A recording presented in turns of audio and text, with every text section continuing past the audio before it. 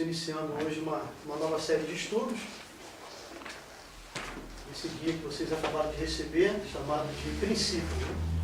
Nós vamos trazer de uma forma bem didática, bem dinâmica, alguns assuntos da palavra.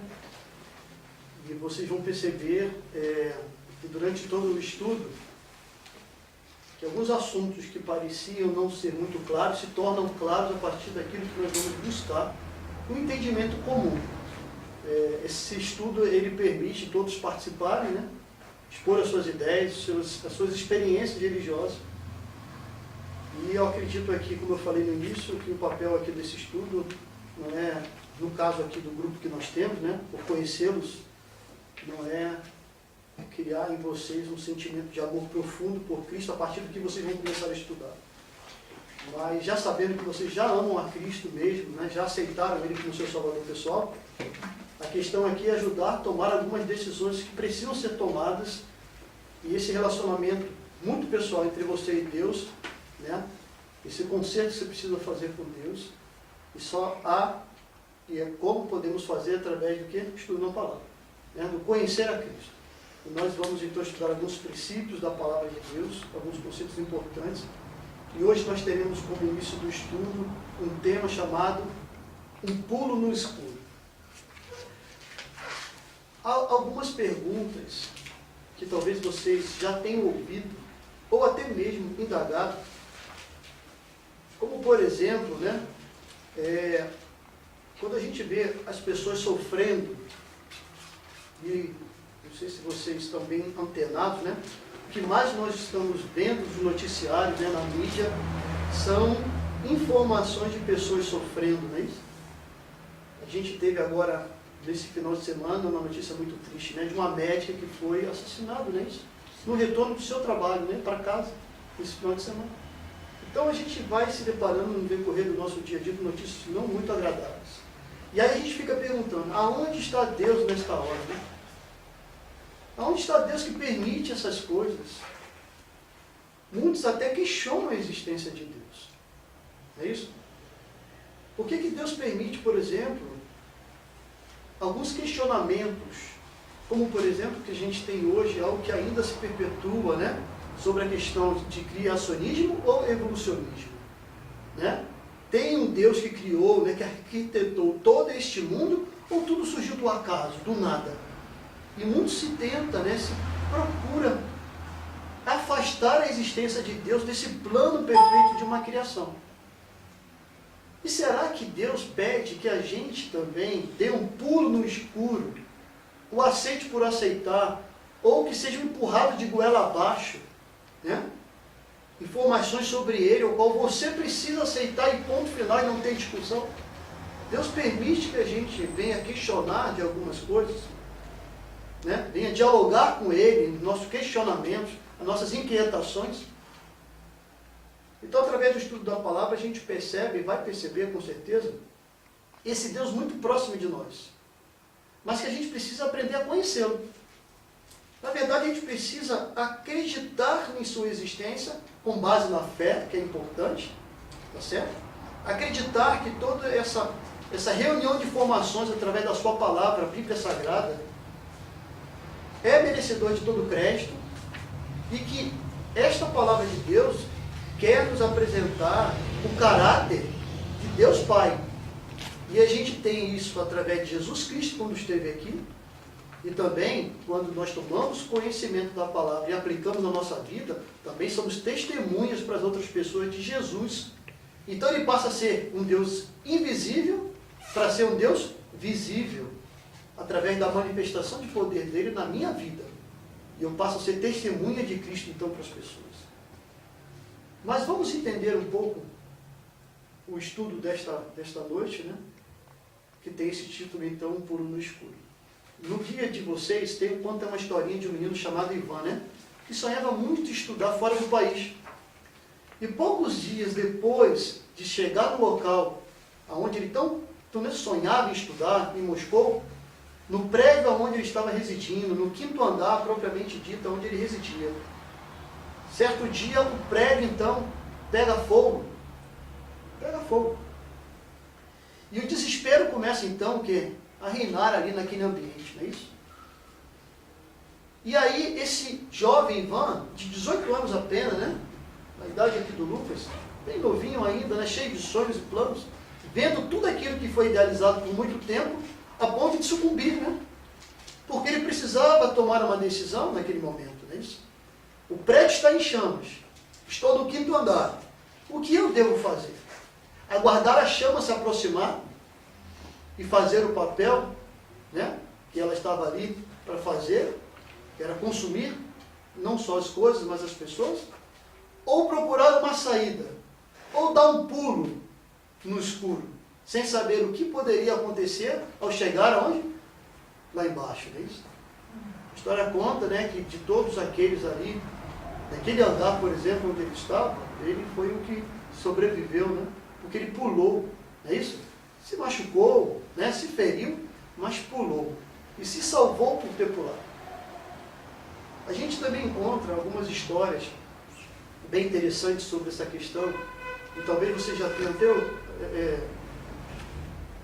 talvez numa revista, ou talvez num conto de alguém, ou até um artigo na internet, a história, né, do alpinista, não é isso? Que ele estava então escalando uma montanha, né? E ele, a cada passo que ele dava, ele grampeava, não é isso? Para dar apoio, né? Juntamente com o mosquetão, e continuava subindo. Mas conta-se de que em certo momento ele começou a despencar tão aceleradamente que cada estágio que ele estava ia se rompendo, né? Aqueles grampos, até chegar a um ponto que ele ficou pendurado, deu aquele freio e ele ficou pendurado. Então diz, né, que ele começou a pensar em quem? Em Deus. Talvez ele tenha sido um religioso, né? Afastado, quem sabe, dos caminhos do Senhor, mas naquele momento ali veio de novo os pensamentos, né? Talvez os ensinamentos da infância, né, da juventude, e fez com que ele ali pudesse, naquele momento de perigo, entender que mesmo nos momentos de perigo, ou mesmo nos momentos que estamos distantes de Deus, e por uma circunstância da vida nos aproximamos de novo, Ele não nos abandona, né? Deus não nos deixa sozinhos. E ele começa a pedir então um socorro, não é isso? De Deus, uma solução para o seu problema. Então diz que ele começa a ouvir uma voz, não é isso? Uma vozinha que cada vez se tornando mais clara, né? Corte a corda, não é isso? Corte a corda. E ele questionando, porque ele olhava para baixo e não via o fim, porque estava o quê? Já noite, não é isso? Neve, e não conseguia enxergar o fundo, e aquela vozinha se intensificando, corte a corda, corte a corda, corte a corda. Diz que a equipe de resgate então se aproxima daquele local, depois de saber o que havia acontecido, com aquele jovem perdido ali na montanha, né? Chegou próximo ali onde estava ele, e o viu pendurado, não mais do que 3 metros do chão. Se ele tivesse cortado a corda, ele teria sobrevivido, entendeu? Dar um pulo no escuro. Será que é isso que Deus pede que a gente faça? Como seres racionais que somos? Será que Deus ele quer que você o aceite como seu salvador pessoal, sem você questionar a existência ou a sua fé quanto a isso que está sendo pedido? Tem um artigo que foi publicado no jornal de São Paulo, pelo Nando Reis, né, que ele foi integrante, né, do grupo Titãs, talvez alguns de vocês até conheçam, né? No nosso guia de estudo traz um pedaço da matéria, né, um artigo que ele escreveu, bem interessante. Se você quiser acompanhar, Luquinhas, pula aí, meu filhão, por favor. Pode pulando que você vai ter sempre um intervalo. Pode pular. Mais um, sempre pula um, mais um. Ok. Quem poderia ler para mim um pedaço do artigo aqui publicado no Jornal de São Paulo, pelo Nando Reis? Você está enxergando bem? Não estou enxergando? Está vendo? Infelizmente, não acredito em Deus, digo, infelizmente, pois essa impossibilidade muitas vezes faz da minha vida um trajeto silencioso e solitário. Gostaria de poder dividir com alguém as penúrias e as agruras desta vida tão complicada. Quantas vezes não quis eu olhar para o alto e me sentir amparado pela mão do Senhor, quando me vi impotente diante de todas de tantos perigos. Quanto temi pela vida de meus filhos, vindos e criados para desfrutarem a geração deste mundo, mas que, como todos nós, são vulneráveis à violência, que nos acua e nos ameaça. Me sinto só, sem poder pedir proteção para meus entes amados. Nando Reis, articulista, compositor e ex-integrante do grupo de rock Titã. Será Nando Reis o único que tem essa sensação de impotência neste mundo que a gente vive? Ou você já teve uma experiência, ou está passando por um momento desse tipo, né? Não só às vezes com você, mas com pessoas ao seu redor. Aonde está Deus? Onde, no meio de tudo isso que está acontecendo, né? Nós acabamos de vir, né, isso, de um estudo muito profundo do livro de Daniel, né?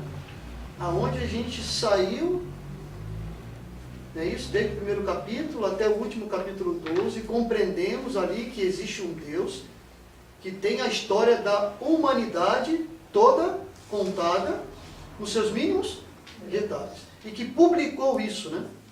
E publicou isso. Então, está ao nosso alcance. Ao depararmos com essas coisas, fica até mais fácil, né? Fica até mais fácil nós compreendermos aonde está Deus, né? Qual é o papel de Deus hoje, né? Como que Deus tem trabalhado de maneira individual com você e comigo? Nós temos uma percepção de Deus muito diferente um do outro. Até porque as nossas necessidades não são iguais, né? Cada um de nós temos uma necessidade diferente do outro. Mas é muito natural, compreensível, entender os sentimentos das pessoas a partir daquilo que elas estão tendo como experiência. Não é isso? Quantos de nós aqui que temos filhos, né? Não clamamos a Deus pela manhã por proteção, né? Os que estão perto de nós, né?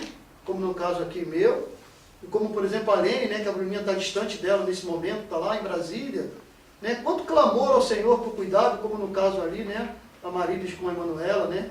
E com a sua família, sua mãe, seu irmão, né? Quanto JB, não é isso? Quanta preocupação. Mas esses sentimentos, eles não são solitários. Sabe por quê? Porque existe dentro de nós uma necessidade de Deus que muitos buscam afastar, questionando a existência dele e buscando um preenchimento deste vazio que nós temos e que precisamos preencher com Cristo com outras coisas, que muitas das vezes não preenchem. Elas completam naquele momento um sentimento, mas passa-se algumas horas, alguns minutos, segundos, você volta a ter de novo aquele vazio. Não é isso? Volta a ter de novo aquele vazio. E aí dá aquela sensação, né, de que fomos enganados, não é isso? Fomos enganados. A gente encontra algumas histórias, é bem interessante, e essa revista traz até uma coisa muito bacana, né? Traz um pouco da história de José Disseu, não sei se vocês, ao terem contato com essa matéria, é bem interessante, né? José Disseu era um refugiado político, né? Que esteve fora do país por um tempo, mas depois retornou para o país, mas não trouxe a sua identidade, mudou o seu nome, fez uma cirurgia, não é isso? E já no governo de Tancredo, né, naquela época ali, 1880, de Figueiredo, melhor dizendo, foi dada uma anistia política, né? O AI-5. E o que aconteceu? Ele estava se relacionando, estava casado, há 5 anos já com uma pessoa, né? E quando ele teve essa informação, né, quando foi apresentado isso no noticiário, rapidamente que ele foi, mudou um pouco a sua postura, a sua atitude ali com a sua esposa. Se revelou que aquele nome que ele tinha, aquela identidade era falsa, e que o nome dele era José Disseu, né? Então ele esteve o quê? Enganando por muito tempo. E você está perto da pessoa achando que é uma coisa e que não é outra coisa, né? Você está procurando preencher um vazio dentro de você com alguma coisa e você passa anos tentando e percebe que no final você só perdeu o seu tempo. Aquilo tudo era mentira, né? Como, por exemplo, aquele caso, né, que a própria revista traz aí, que trouxe de novo essa matéria na nossa mente, né? O caso do Pedrinho, né? Que foi sequestrado da maternidade, né? Isso? E quando tinha 18 anos, né? Por um acontecimento lá, foi revelado que a mãe dele não é a mãe dele. Que na verdade é a mãe que sequestrou ele, não é isso? coisas, né? Situações que a gente vive, né? Que a gente parece que está com aquilo muito satisfeito, mas de repente vem à tona algumas coisas que a gente percebeu que andou por muito tempo por caminhos errantes, né? Ou não aquele caminho que a gente gostaria para preencher por completo aquilo que a gente sabe que precisa ser preenchido. E aí a gente vai ver, por exemplo, durante muito tempo, e aí a gente pode, por exemplo, buscar na história tentativas de pessoas muito inteligentes, né, de tirar Deus do cenário. Não é isso? A gente vê lá na década de século XIX, né, lá em 1860, por aí, quando Darwin, não é isso, vem lá com uma informação, não é isso? Tentando afastar Deus do caminho, não é isso? E colocando as suas teorias em panos assim, claros, e fazendo com que as pessoas comprem a sua ideia, não é isso? Buscando, de uma forma muito intensa, tirar da mão desse Deus arquiteto perfeito, a obra-prima da sua criação, né? E se buscou muitos anos fazer, e até hoje a gente vem trazendo, não é isso? Ainda um pouco desse processo. E a gente vai encontrar, por exemplo, no século XX, né, grandes pensadores, não é isso? E vem buscando eles fazer o quê? Tirar Deus do cenário. Atribuir, por exemplo, alguns acontecimentos como obras do acaso, né?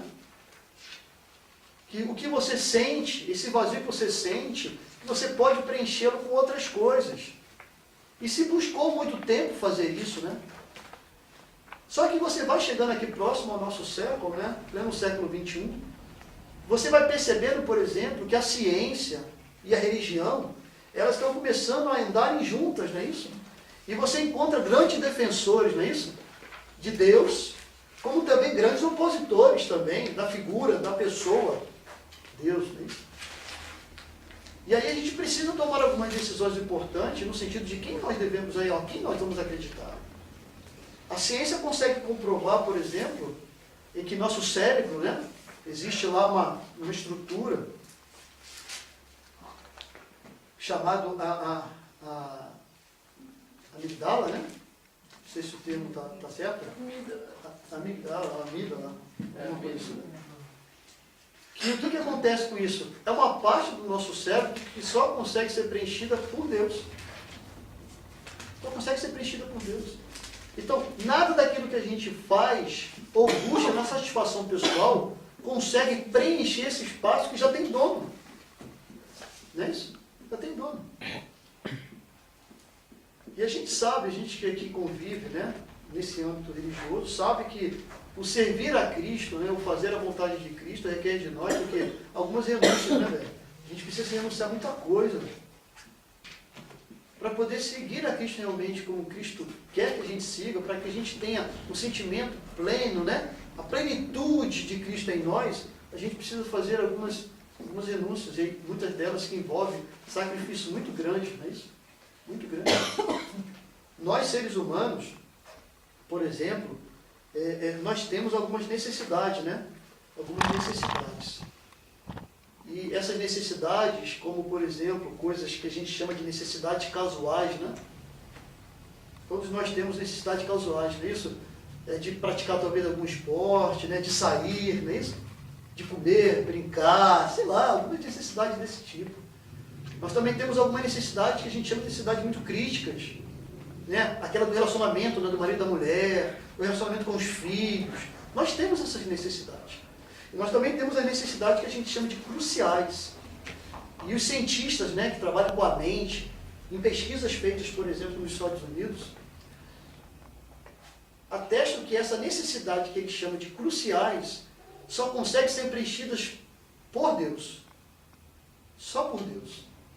Aonde Ele pode delinear para a gente caminhos a seguir, as nossas atitudes, os nossos comportamentos, né? Então, tem coisas em nós que não adianta a gente procurar em ninguém, nem na pessoa que está próxima a nós. Nós só vamos encontrar em quem?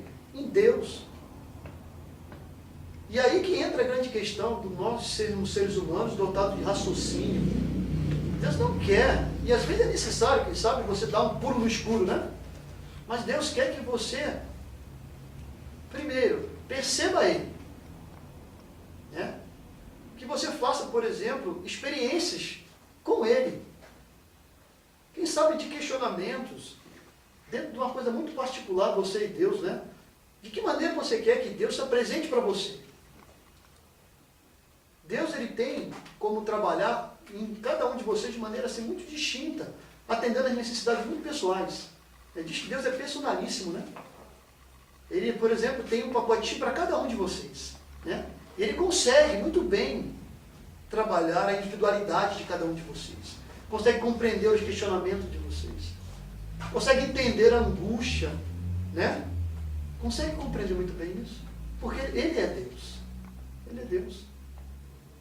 E a gente vai perceber, nesse primeiro estudo, que para nós termos contato com os demais assuntos da palavra de Deus, precisamos crer em Deus.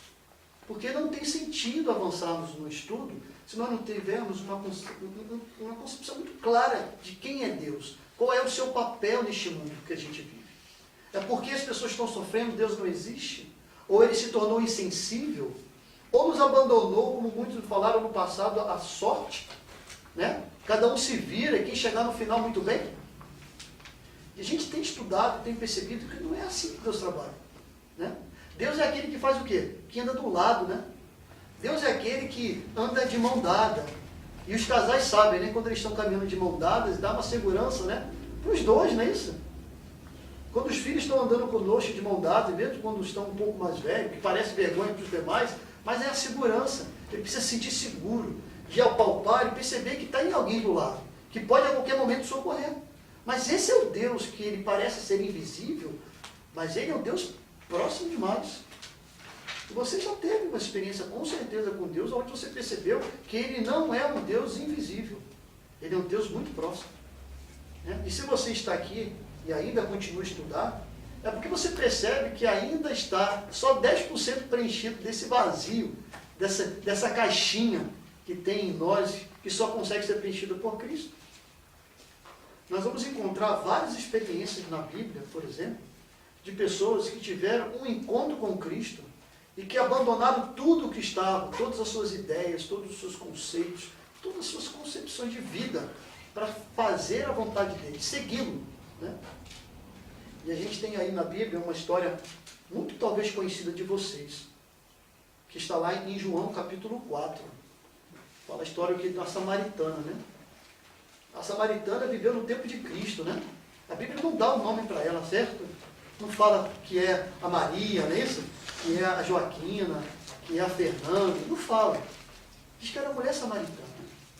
Né? E o povo samaritano era um pouco discriminado pelos judeus naquela época. Né? E tanto que as mulheres, inclusive, também, elas tinham um certo horário, né? Para buscar água também, lá no poço, não é isso? Diz que Jesus estava passando ali, né, pela cidade. Teve sede, não é isso? Se parou ali próximo ao poço. Abre lá a sua Bíblia no capítulo 4 do livro de João.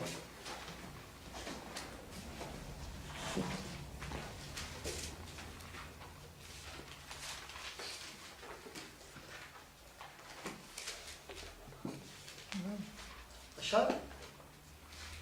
Quem está aí com a paginação da Bíblia igual a de todos, né? Da senhora. Isso.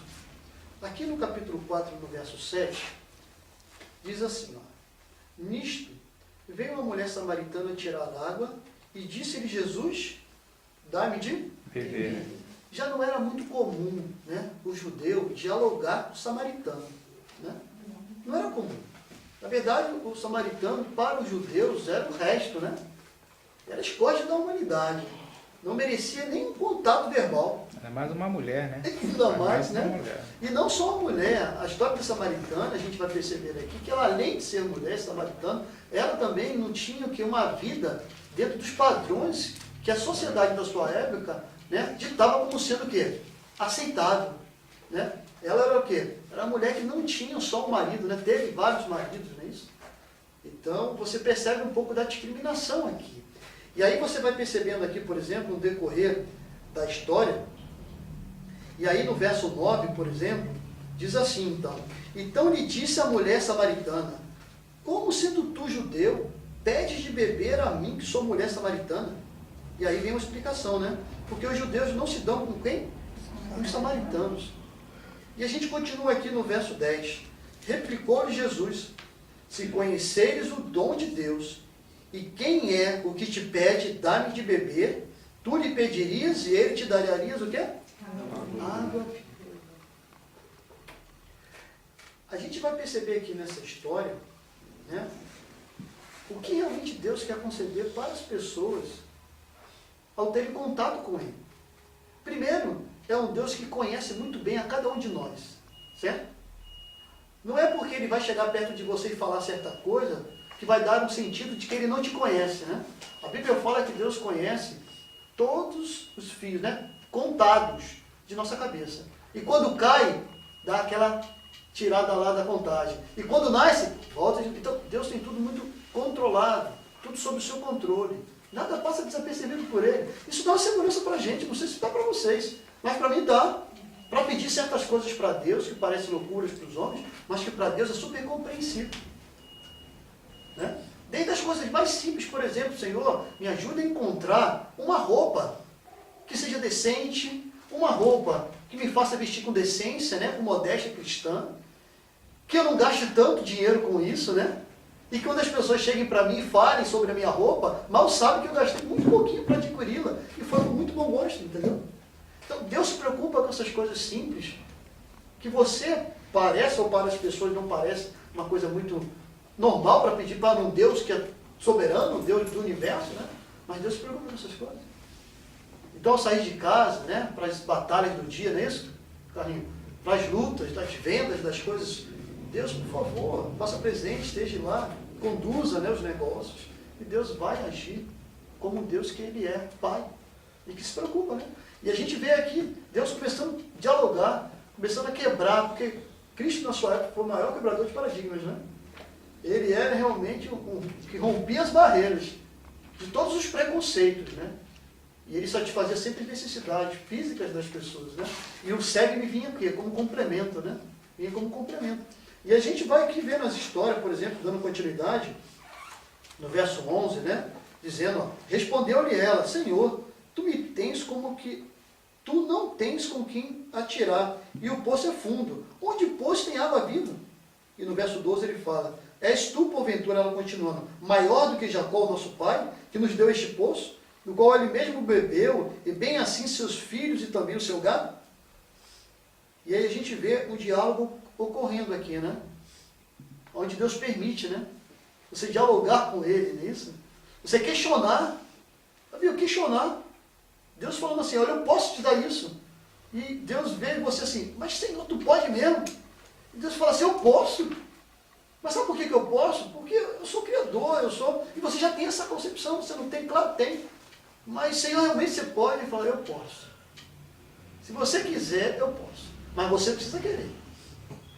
Deus não pede uma adoração por força, né? Desde o céu, antes mesmo da humanidade ser criada, da terra ser criada, o conceito de Deus de adoração sempre foi por amor, né? Senão ele já tinha dado um basta lá mesmo, uma rebelião no céu, e cada um no seu lugar, né? Isso, e construía tudo de novo, fazia novo anjo, fazia tudo de novo. Mas Deus não. Deus permite que a gente tenha algumas experiências, né? Até às vezes agradáveis, ou muitas das vezes desagradáveis, para que você possa, assim, ter essa sensação, a necessidade de tê-lo. E perceber que ele nunca esteve distante, né? Porque quando você clama, o que Deus faz? Não demora a vir, porque ele nunca está distante, né? É sempre um passo de nós, né? Sempre cara a cara, você não consegue enxergá-lo, mas ele está aqui sempre no cara a cara, né? Sempre pronto aqui aos detalhezinhos da tua vida. E a gente vai percebendo isso aqui no decorrer dessa história, né? E no verso 15 a gente encontra, né? Disse-lhe a mulher, Senhor, então, dá-me dessa água, para que eu não mais tenha o quê? Mas tenha sede, e nem preciso vir aqui buscá-la. E disse-lhe Jesus, então, vai, chama teu marido e vem cá, no verso 16. E no 17, ao que lhe respondeu a mulher, não tenho marido. Replicou-lhe Jesus. Jesus não sabia? Né? Ele não sabia. Bem disseste, você não tem marido. E ele vem, porque 5 maridos já tiveste, e eis que agora tens, não é teu. Isso disseste com verdade. Então, é o Deus aqui que tem conhecimento de todas as coisas, né? E a gente vê aqui, no finalzinho do verso 4, do capítulo 4, né? E aí diz então que ele começa a falar um pouco, e ela começa a ficar impressionada com aquilo, né? E começa talvez a arder no coração dela alguma coisa que nunca mais, na verdade nunca mais não, nunca tinha presenciado, vivido, ouvido. E aquilo estava o quê? Preenchendo aquele vazio que ela tem, que passou a ser preenchido com aquele sentimento que ela estava vivendo ali por ter encontrado alguém que não só sabia da sua vida, né, mas tinha solução para todos os seus problemas. E ela começa a ver a esperança ascendendo, né, crescendo, e aquele cântaro, né, aquele balde ali se enchendo da água viva que Cristo prometeu a dar para ela se ela quisesse. E ela começa a sentir vontade de quê? De falar isso, né? De ir na cidade revelar para as pessoas quem foi que ela encontrou. Mexeu com a fé dela. Mexeu. Por causa da necessidade. Quando a gente encontra Cristo, e esse espaço que nós temos no nosso cérebro, que só pode ser preenchido com Cristo, e ele começa a ser preenchido pelas nossas descobertas, é por isso que às vezes a gente não consegue ficar calado, né? A gente fala, a gente começa a viver, a gente começa a ter sentimentos para com os outros, né? Sentimentos, às vezes, que a gente não tinha. A gente começa a ver o mundo de uma maneira diferente. A gente já não começa a atribuir tudo pelo acaso. A gente já começa a ver a mão de Deus em todas as coisas. Até as coisas realmente muito, muito simples. E a gente começa a contar com Deus, porque ele não passa a ser mais aquela pessoa distante, é uma pessoa perto. E aí você vê aqui no verso 28, né? E diz aqui, ó, que quando a mulher deixou o seu cântaro, foi à cidade e disse àqueles homens que viviam na cidade: vinde comigo e vede um homem que me disse tudo quanto tenho feito. Será porventura esse Cristo? Saíram, pois, da cidade e vieram ter com ele. E com certeza todas as necessidades daquelas pessoas, né, foram satisfeitas, totalmente satisfeitas. Sabe por quê? Que pode Deus, às vezes, pedir para que a gente dê um pulo no escuro. Pode ser. A fé. Deus pode pedir de nós o quê? A fé. Certo? Pode. Às vezes é necessário que a gente creia em Cristo sem questionamento. Aquela coisa incondicional, né? É isso e pronto. O Senhor fala, a gente tem que aceitar. Sabe por quê? Porque Ele conhece as coisas muito melhor do que eu e você. Então não tem questionamento. Mas a fé, incrível que pareça, ela também é uma fé muito racional. Sabe por quê? Porque a gente não acredita em tudo que as pessoas falam. A gente às vezes quer provar, né? Quer provar se realmente aquilo é verdade. Peraí, Deus pôde fazer pelo Carlos isso. Ah, que isso. Não, eu só acredito, né? Como o Tomé falou, né? Não é isso? Só acredito que tu és o Cristo e fizeram o quê? Se eu te tocar, né? Deus permite até esses questionamentos, né? Parece loucura. Mas somos o quê? Seres humanos. Dotado de raciocínio. E se é necessário, para acreditarmos mais em Deus, ou na sua existência, questioná-lo e esperar dele as respostas, Deus entende. E Ele vai responder. Ele vai responder. Então, o que nós precisamos fazer, então? Não ficar, talvez, esperando, né, que o prédio comece a pegar fogo e as chamas crescerem ao ponto da gente não conseguir o quê? Tomar uma decisão. Porque vai nos alcançar, sabe? E já não tem mais saída. Então, enquanto nós temos saída, vamos sair desse nosso estado de quê? De comodidade, ou de só ficar ouvindo o que as pessoas falam, e vamos começar a investigar mais a palavra de Deus. Vamos procurar as respostas que a gente precisa na palavra de Deus. E aqui vai ser o lugar, a partir dos próximos estudos que nós teremos, para que você possa ter o quê? Uma injeção de ânimo. Que tipo de injeção? De perceber que existe uma receita muito detalhada e com letra legível, inteligível, para os problemas e para as doenças da sua vida. Que é através do quê? Desse manual de vida que a gente tem aqui, que é a palavra de Deus. Que revela o caráter de Deus, que nos traz a existência de Deus, que nos apresenta como um Deus criador, grande, mas ao mesmo tempo humano, que se compadece dos nossos sentimentos, né? E que tem interesse na sua salvação. Esperamos aqui no decorrer dessas lições que teremos, né? Que são exatamente, eu acho, 18 lições. Não sei, são bastante lições, não sei se é mais controle, mas são várias lições. Que vão nos ajudar, né? Nos aproximar mais de Cristo, a confiar mais em Cristo. E temos um relacionamento com Ele, o quê? Muito pessoal. Espero que vocês possam, no decorrer desses estudos que teremos aqui, apresentar suas experiências pessoais com Cristo, de como Ele tem sido tão próximo, tão perto de você. Né? E se você tem uma ideia de um Deus distante, que Ele possa se revelar para você nessa semana, né? Nova semana que está se iniciando. Que todas as dúvidas que você tenha, aqui é um lugar para poder compartilhar, e com certeza, né, vamos buscar as respostas através da luz da palavra de Deus. Né? Então que Deus possa ser o seu amigo, o seu mantenedor nessa nova semana, possa realizar os planos e os sonhos da sua vida, né? Mas que você possa ponderar, é isso? Possa colocar tudo na mão do Senhor e confiar, que Ele com certeza vai lhe ajudar a tomar decisões corretas para a sua salvação. Correto? Então que Deus abençoe a cada um de vocês. Vamos cantar o hino para terminarmos. E o hino é o 73. Próximo encontro, segunda-feira. Próximo encontro que teremos será na próxima segunda, às 20 horas também. Ok. Você é o nosso convidado.